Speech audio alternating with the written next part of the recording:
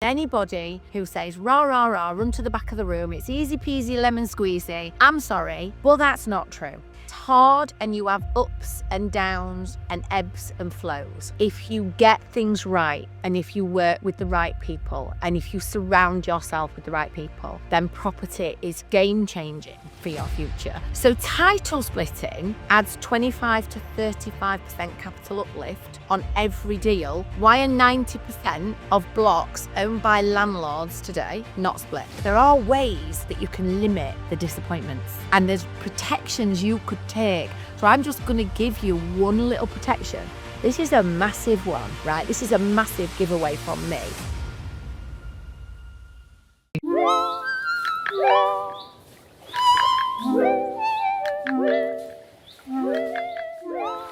So to anyone out there on their property journey right now, whether you're 20 years in or 20 seconds in, or you've been to a course where someone's promised you 12 properties by the end of the year, I don't know where you're at in your journey.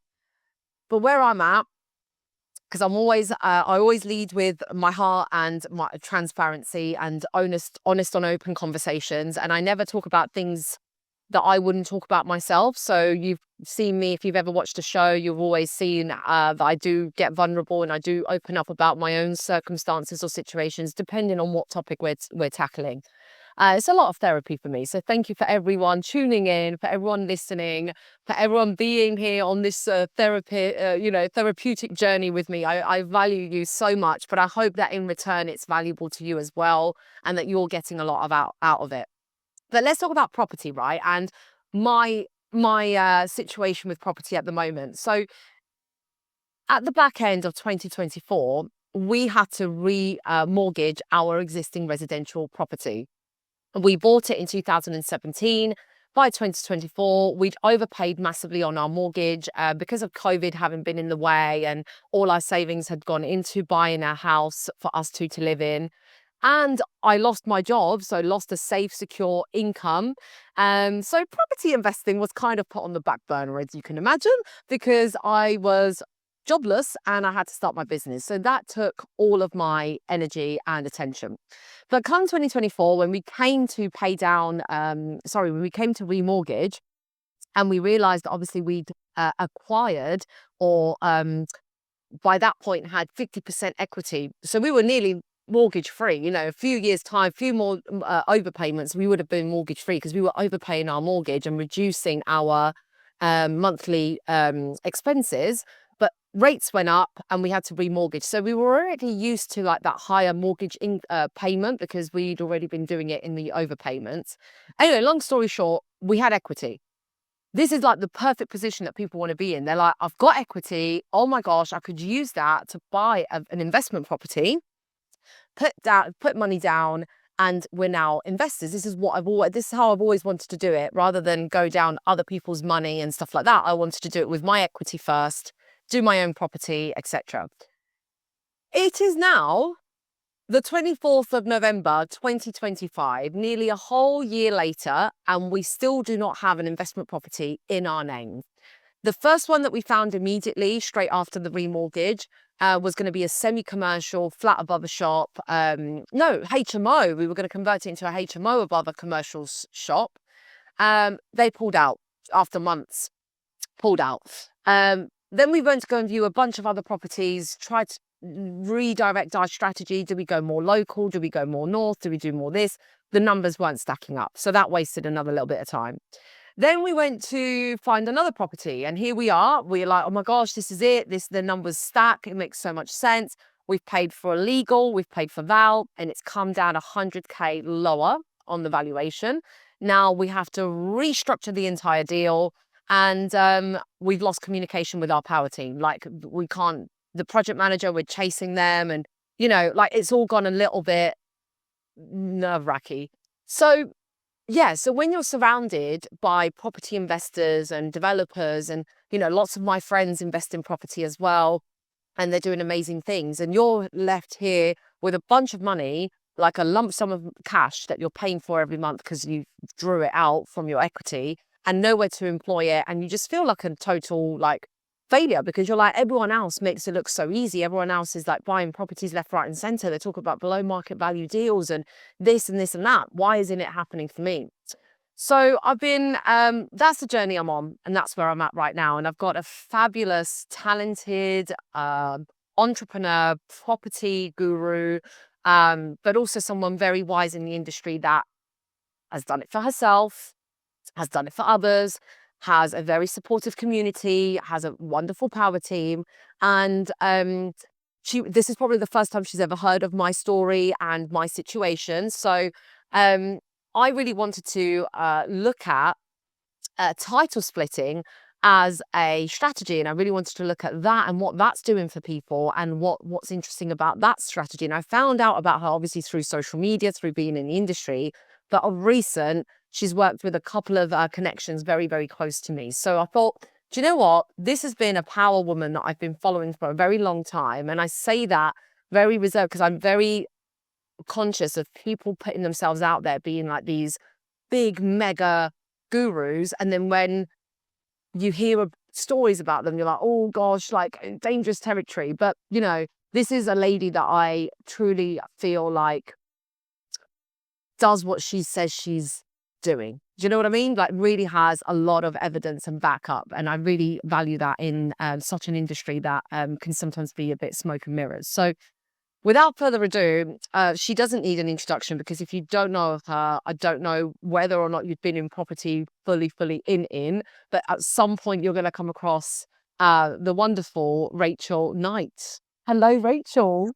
Hello, Roz. Thank you. And do you know what?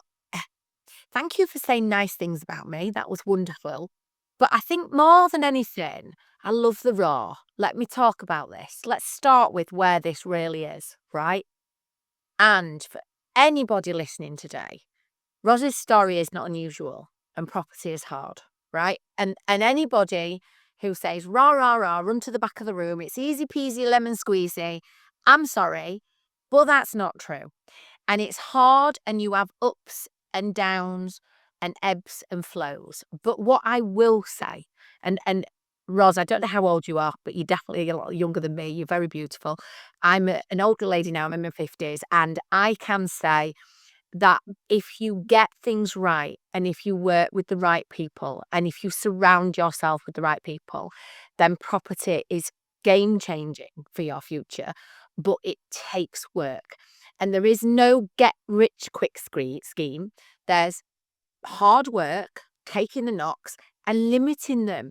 And your story is so many people get very disheartened because you have those knocks and you have disappointments.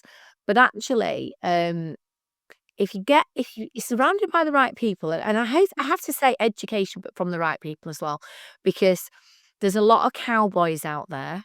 There's a lot of people who sell dreams that are built on straw, right? They tell you it's a get rich quick scheme. I'm thinking particularly, I'm going to tell you about a lovely lady called Debbie. I hope she hears this actually, who's got two beautiful sons. And they'd been somewhere. So we didn't know what we were going to talk about today, but I'll talk about title splitting. I will talk about title splitting. We need to know about title splitting. It is my subject matter of expertise, but let's talk about the reality of property. So these two boys who were in their 20s, absolutely gorgeous, right? These two young boys. And they are enthusiastic, determined. Their mum's a really clever lady.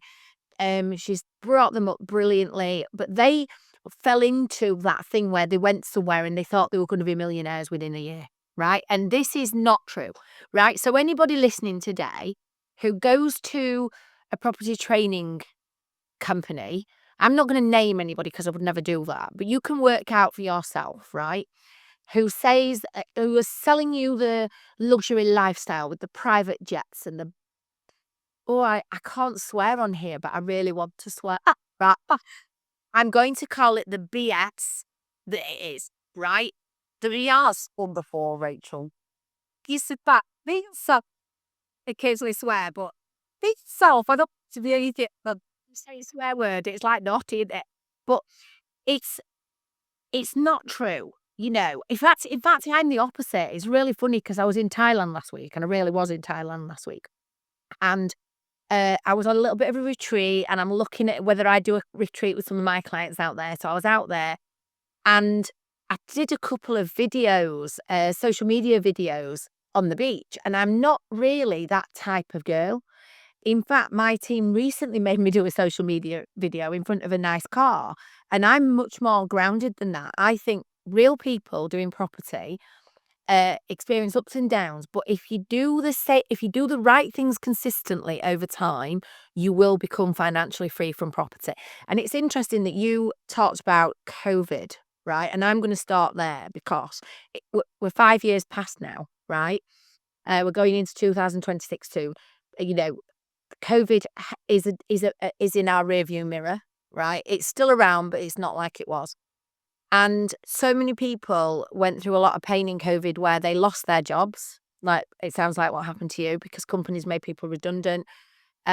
Or they went on to furlough and they didn't have the same money as they normally had, and they got into financial difficulty. That could be business owners as well. Their businesses went through pain. And I actually I don't know whether I even talked about this on a podcast before, but I actually have a clinical vulnerability.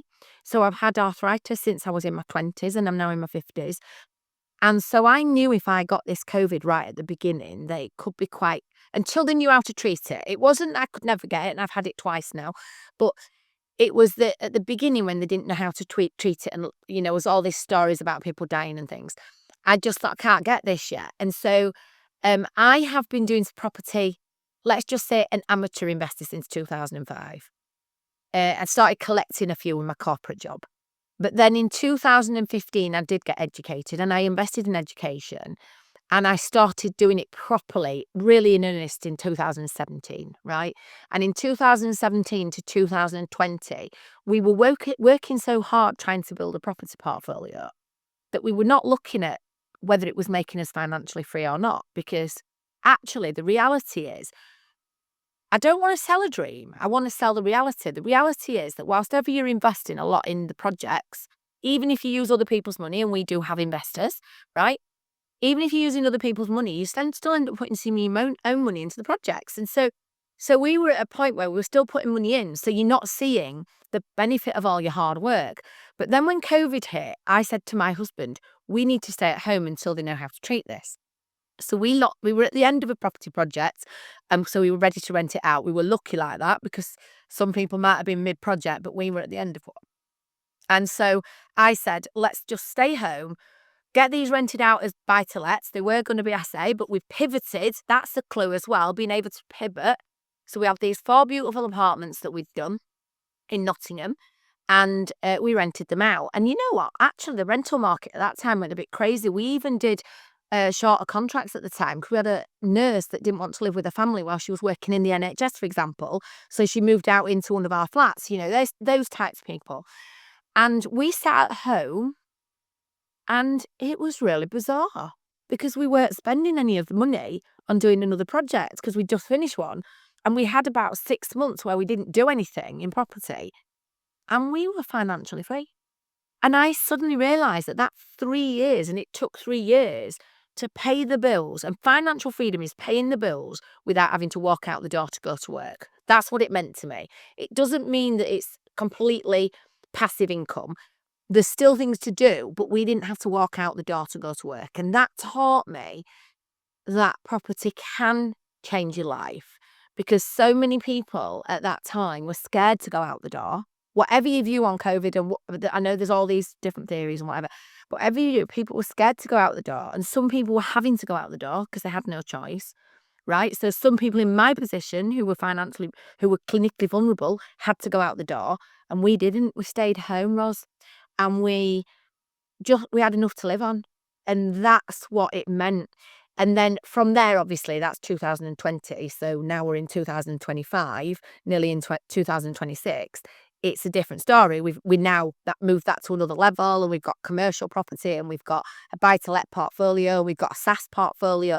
But it took time, and there's disappointments in that time. But, there are ways that you can limit the disappointments, and there's protections you could take. So I'm just going to give you one little protection. This is a massive one. right? This is a massive giveaway from me, but gives you an idea of how I protect my community. Every property, listen to this, Roz, every property that you go to conveyance in future, get the vendor to sign a contract to say that they will definitely sell it to you for the price agreed within a time period agreed. It's called an option.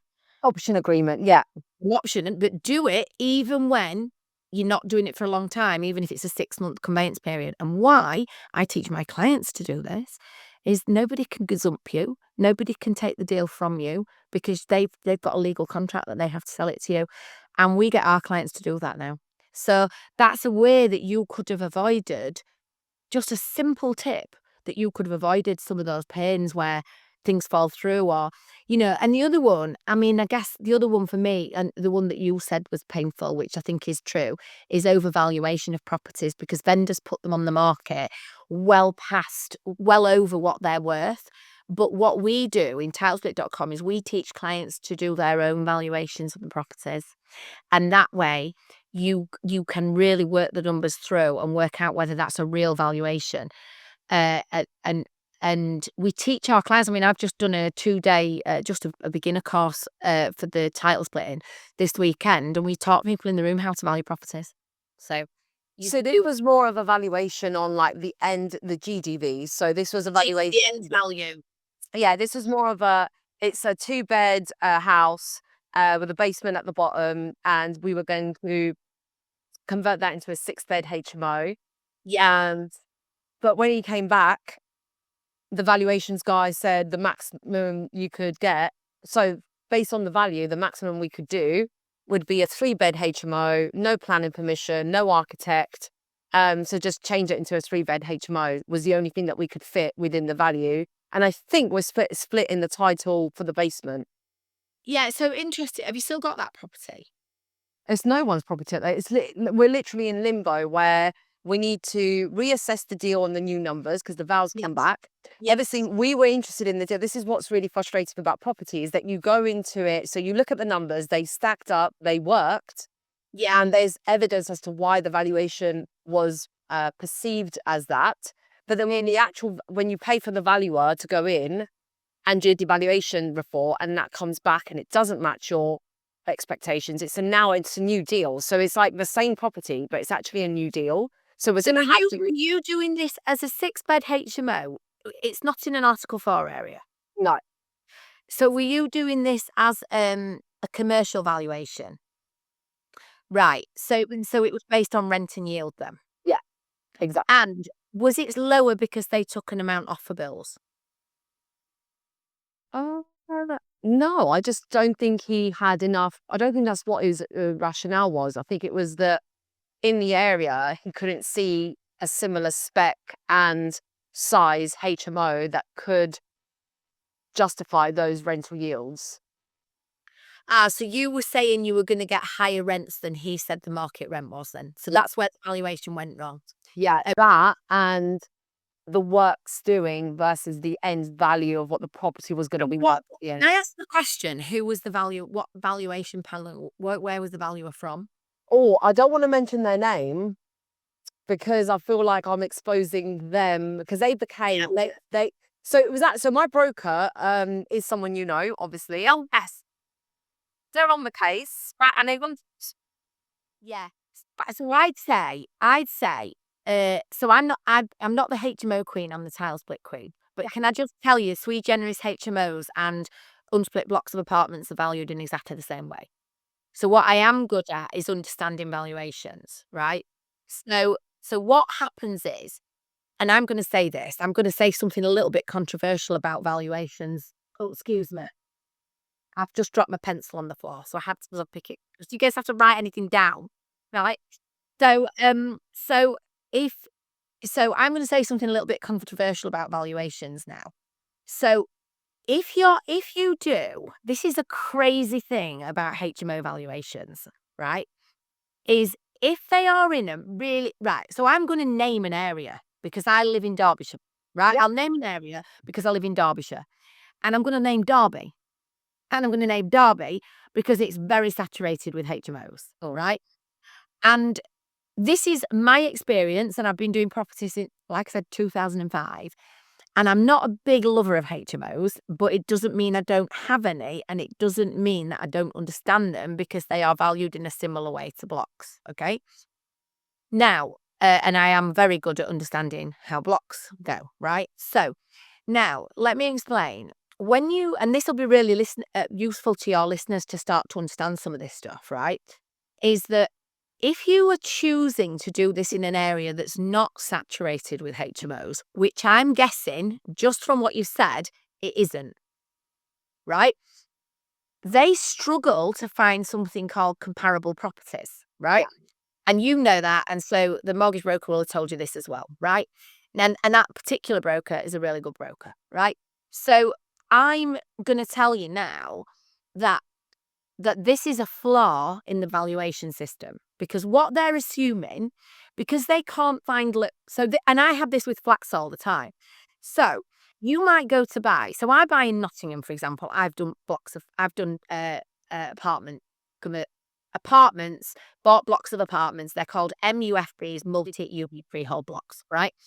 And in some areas, it's really saturated and there's lots of apartments, so there's lots of comparables. And then in other areas, there's hardly any comparables and there's not a lot of stock. So the assumption is they don't work in that area, but that's not always the case. It just means there's not a lot of stock. Now, I'm going to tell you where I've got some beginner training that I have. I don't even sell it because I just give it away to my clients for free, right? So when they join my Title Split Mastermind, I give them this for free if they haven't got other property training, because I'm a great believer in that people need to understand how this works and they don't need to pay 30 grand for that education to get that information, right? And ultimately, if there's not a lot of comparables in the area, the assumption from the valuer, because that is what they have to do, it's a RICS Red Book valuation, is they can't see anything similar, so they've got nothing to compare it to. So they won't give you that end value because you were doing we're going to do it to this standard, and what will it be worth at the end, which is checking before you do it that the deal's going to work. That doesn't mean you wouldn't get that valuation at the end, Ross, because where you've rented it out and it's fully rented and you're getting market rent or slightly higher, you may get that valuation. Now, what's interesting is we can't rent it until we've exited the bridge and got a valuation. What, have you renovated it already? No, we haven't even bought it. That was the valuation was so before applying to the lender, we did a cheeky side val. This is advised to check everything before you send it to the lender, because if you submit it and then the down val comes in, then the lender's like, well, sorry, we're not lending you what we were going to lend you. But obviously, we can't assume, because otherwise the numbers won't stack up. If we say, okay, the valuer is wrong, we definitely are going to get this valuation, we're definitely going to rent it out. If we go into that project doing the works, putting all the money in and getting that bridging loan, and then the valuer comes out and says, nope, that's not the value, then surely that would be retrospectively us looking back saying, the numbers didn't stack up. You went. Yeah, I mean, that could be the case. You could have over-exaggerated the numbers. And I'm not saying you didn't, because I haven't looked at the numbers and I haven't looked at the deal. But what I can say is if you went somewhere like Derby, they'd have loads of comparables, and then the ones that are then done to the top of the market get the best valuation. Now, what is interesting, and this is something that I didn't know we were going to talk about this, but actually it's a really good subject to talk about, because it's something that property investors don't understand, is that commercial valuations on HMOs and blocks of apartments do not grow in line with capital growth. They do not grow.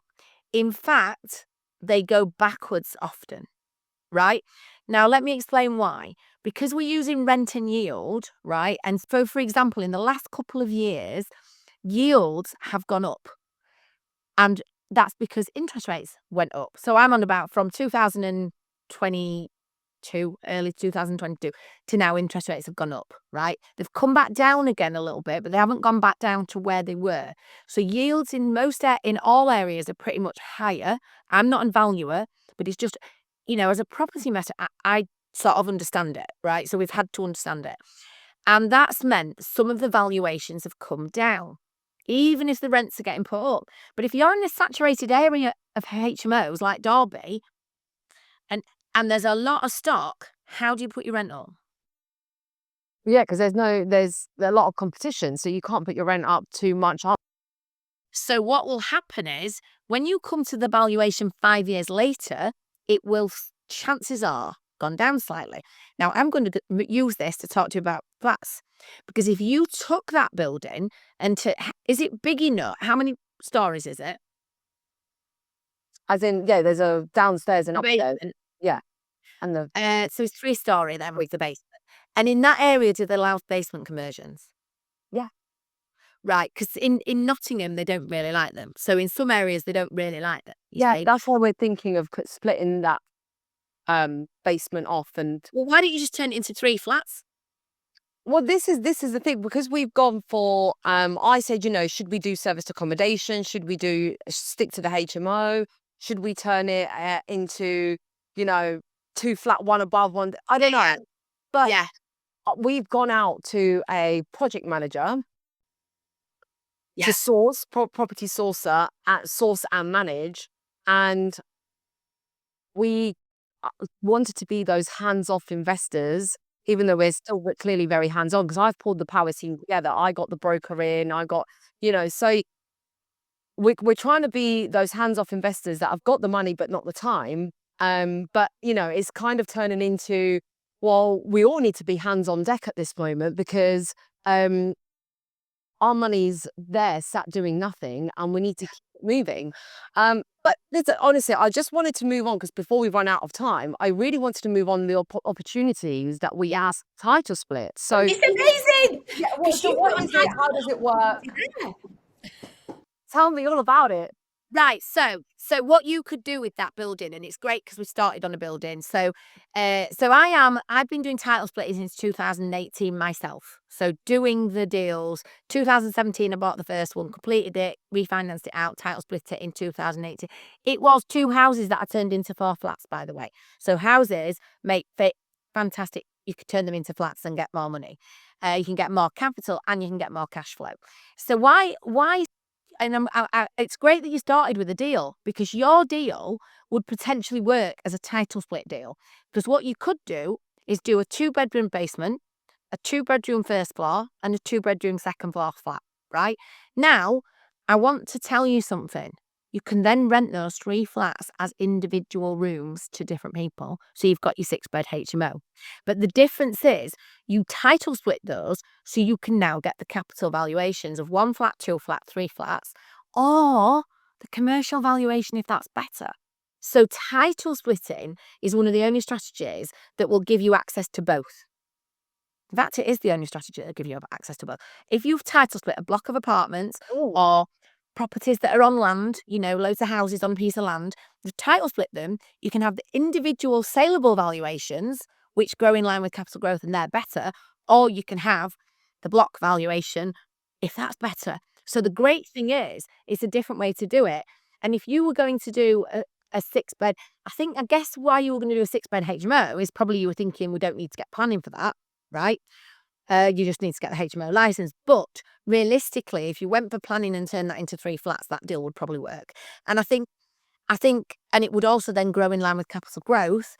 And you could also then rent it out as HMOs. And some people that were in the room this weekend were blown away by the thought of being able to do that. So having a 2-bed, two sharers in one flat, 2 sharers in another flat, and 2 sharers in another flat. That's 6 sharers in one building, but you've got 3 flats that can be sold individually if you want them. And it's something we do all the time. So title splitting adds 25 to 35% capital uplift on every deal on top of so you buy it, you refurbish it, you refinance it, right? And then you split it, and the split alone adds 25 to 35% capital. It's very exciting. That capital can then be used to take the money out of the deal so that you can go and do the next deal. So we get, and the other thing is, the other thing that's really important about that is you can get buy-to-let mortgages, which are about 2% lower interest than commercial mortgages, right? So these are the things that will title splitting is out there. I mean, if I said to you, the numbers are well over a million unsplit blocks in the UK. What area of the country are you in, Roz? So I'm based in Hertfordshire, and we were looking at Sheffield. Right, okay. So I'm going to tell you now, this works both in in both areas. So it works in Hertford, But the property prices in Hertfordshire, sorry, this is why we debate equal. yeah, This is also a part of our journey, which has held us back so much, is that when we were looking, when people were saying, choose an area and be like the expert in that area. Well, I'm the expert in Hitchin, Hertfordshire, and my parents have got a portfolio in this area. However, what I don't have is the money in this area, because even if you did, the rents are capped at what they're capped. So the mortgage rate are what's affecting the profitability of the deal. So, even those properties that we've been to look at in this local area, I can hear my mum in the now that this deal is going wrong, I can hear her little voice in the background being like, I told you should have just stuck to Hitchin, you should have just but every deal we looked at Hitchin, we could put a 50, 60, 75% loan to get to a 75% base value. But then the mortgage payments, the rent didn't cover the mortgage payments. yeah, I get that. So that is a big problem in the southeast. It is a big problem. When you do title splits, though, you can negate that problem. Do you know how you negate that problem? You sell some, and you don't take all the equity out when you sell, and you have a lower LTV mortgage, so say 60%, and then you can make the cash flow work. Now, but having said that, I say that you might go somewhere like in the north, like you have looked at doing Sheffield, and this would work equally well there. But we advise people to look for unsplit blocks of apartments that already, so we don't have to have planning for those. They already exist. So when I said there's that millions of these, there's about 2 million of these in the UK that landlords own, and they don't know how to title split them. And they have no idea that they even can title split them. So those properties are a massive opportunity because they're valued like sui generis HMOs. So they're valued based on rent and yield, and they're often under-rented, and you can buy those. So you could go and find one of those in the vicinity of you finding that property that you've seen in Sheffield, and that property, you could create 3 apartments with 6 rooms, and those 3 apartments would be individually valued, and they are likely to be worth more than if you didn't title split it, right? So isn't that, sorry to jump in there, but isn't that then going to cause problems for the valuer who says there's nothing else in the area like it? There's another comparable issue there because there's 3 flats from a house with a Well, basement. not necessarily. So you would have to look for comparables in the area, but you were looking for comparables to HMOs. They're very different animals. You're looking for comparables here to other apartments. So are you saying there's no apartments in? Oh, I don't know. I'd have to look. I'd have to look at what other apartments in fact. You always need comparables. So what you need is comparables within quarter of a mile to half a mile of that property, right? And obviously the closer the better. If it's at the bottom of the street, if it's in the same street, it's better. But these blocks exist and flats congregate together. So where there's flats, there's other flats, right? So what you're saying is there were no HMOs. Mm. It's different. No, there are other HMOs, but more like 3-bed HMOs rather than 6-bed. Oh, right. Okay. Okay. Which just don't make sense to me because the room rate is the room rate. Yeah, I don't know. So with title splitting, what's the kind of lookout opportunity? Because I think from what I understand, very limited knowledge, is that there are, there's sometimes complications like, the legal structural complications. Sometimes there's potential reduction in value, I imagine, because of like you're reducing the size. I don't know. Is there any complications? So let me explain. So what we teach people to do is go and find unsplit blocks of apartments or land deals that have got multiple properties on that haven't been title split. And they either exist already or you can create them from scratch. And what we are is the experts at helping you get round all those legal complications. Because if you think about it, is there's over 2 million of these in the UK. Why? Why are 90% of blocks owned by landlords today not split? And the answer is they don't know how to do it, or they've got problems that don't enable them to split it. But most of the time, they have no idea they even exist. They don't even know they can do it. So what we do is we teach people to circumnavigate those things, and we then give them a power team of professionals who can help them get those through all the legal processes. So the reason it's not done is because people don't know how to do it, but we're the solution to the problem. So I've been doing it myself for the last 8 years, but I've been teaching other people to do this for the last 5 years. Yeah. And I'll just give you an example. So I'm going to give you an example of a Southeast deal, right? So one of my clients has recently completed her project in Kent. Okay. I've got quite a few, but I'll name this one. She, on the day she bought it for 485,000, she title split it. She'd already refurbished it, and she got a valuation from buy-to-let lender of 880,000. So she bought it for 485 and got a value of 880 on the day of purchase, right? She put it straight onto buy-to-let mortgages because she'd fixed all the problems before she bought it. And this is where these contracts come into play, so that we fixed all the problems before the property purchase, and she basically got a capital uplift on day one from 485. Let me just I'll do my calculator. So she got a capital uplift from to eight. So she got it for it's now worth 880 minus 485, 395,000. So when you said she fixed the problem before she bought it, do you title split and do things to the property before it's in your name and possession? Right, so we had a contract that they had to sell it to her. And so the contract was in place, and then we did a lot of very clever strategic moves on the day she bought the property so that she could title split it and create, it was 5 apartments. Now, the other thing is she's kept all 5 apartments, right? It is in Kent. She could sell 1 or 2 to increase her cash flow, right? But she hasn't, because what you do is sell them and use the money to pay down the mortgage. But if you're growing your business, you might not want to do that. And if you're after capital growth and cash flow, but she's renting those 5 apartments out for £54,000 per annum. I think the mortgage on it, let me just check. Let me just get my calculator.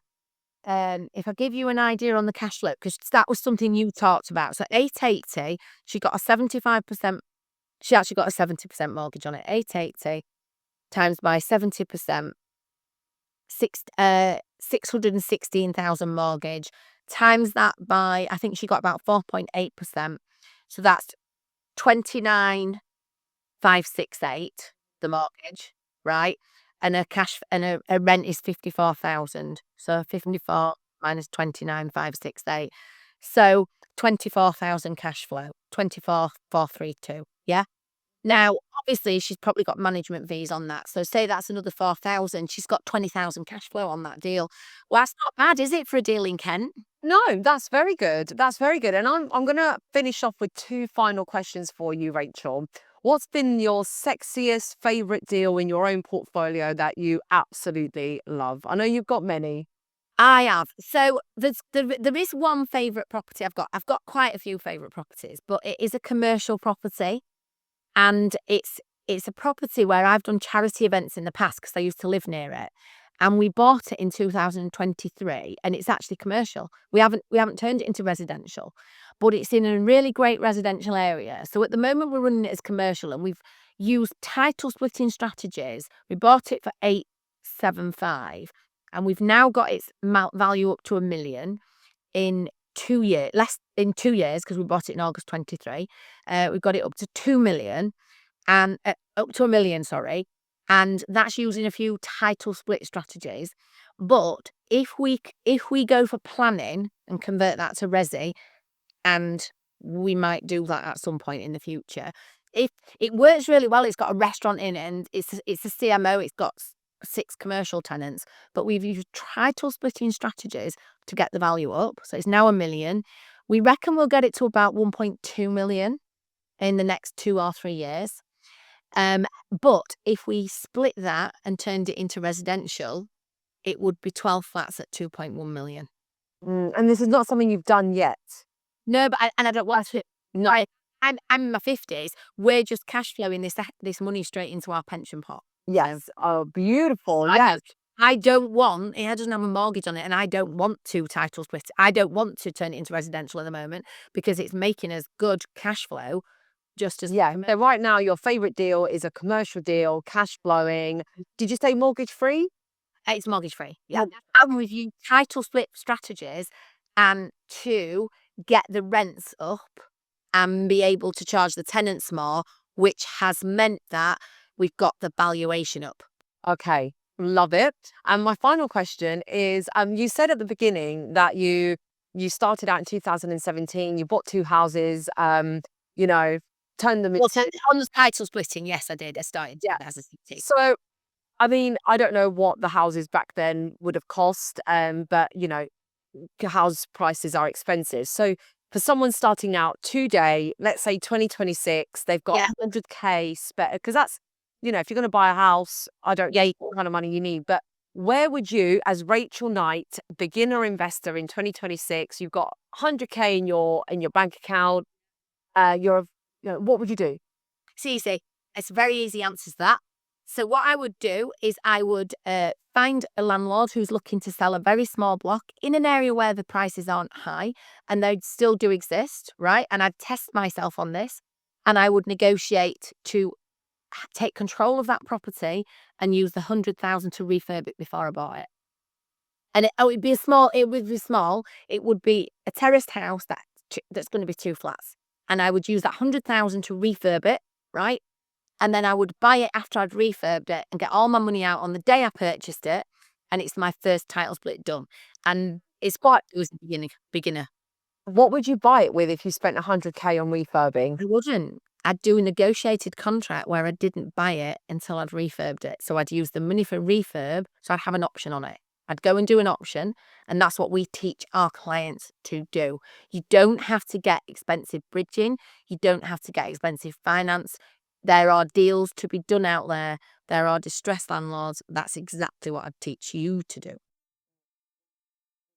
Rachel, you have been very, very insightful, very fun. You're a great podcast guest because you just take the show and run with it. And I've taken so much from everything that you've said. No doubt people might have got more questions off the back of everything that you've said. So how can we reach you, Rachel, if people want to connect and learn more about what it is that you do at Title Split? So I will make sure my team have given you a link so clients can come and we know that you can be in there. Important. The other way they can find us is our website, which is www.titlesplit.com. I encourage people to go and look at our reviews on Trustpilot or Google because our clients are very happy with how we help them make money. And then we have a great we have like free webinars, which is similar thing. Actually, I've shared quite a lot on here that I don't share on those, so that's good. Wow, yeah, it's been so valuable. Yeah, well, there's lots to do with this, but it's a really great strategy, and people think it's an advanced strategy. But look, my second deal after training was for 2 houses that I turned into 4 flats. Anybody can do this if they know how. So come and find us, take one of our freebies, watch our masterclass. We do regular 2-hour masterclasses, and then you might get a call with one of our coaches and find out how you can get further involved. That's great. So what, like the masterclass is like a taster? Yes, it is. And it's only a few pounds. We don't charge much for it. So Okay. So there you have it, guys. Like, if you're not including title split in your, like I said, you could be a seasoned investor 20 years in or 2 months in. And if title split is not part of your strategy, given the advantages that Rachel has just shared, you might have properties within your portfolio that have the potential to have a title split. So, you know, it might not be that you're buying anything new. It might be that you're restructuring your current portfolio. And again, you get an uplift, you get cash flow. So yeah, this is hopefully a great episode for anybody coming in and any seasoned investor who just wants to have a new trick up their sleeve, a new strategy. And Rachel is the queen of title splitting. And like, now that you've seen her, if this is the first time you've ever seen her, you will not be able to unsee her. She's everywhere. She's active. She, like I said, she walks the talk. I can't vouch for her as someone who's worked with her.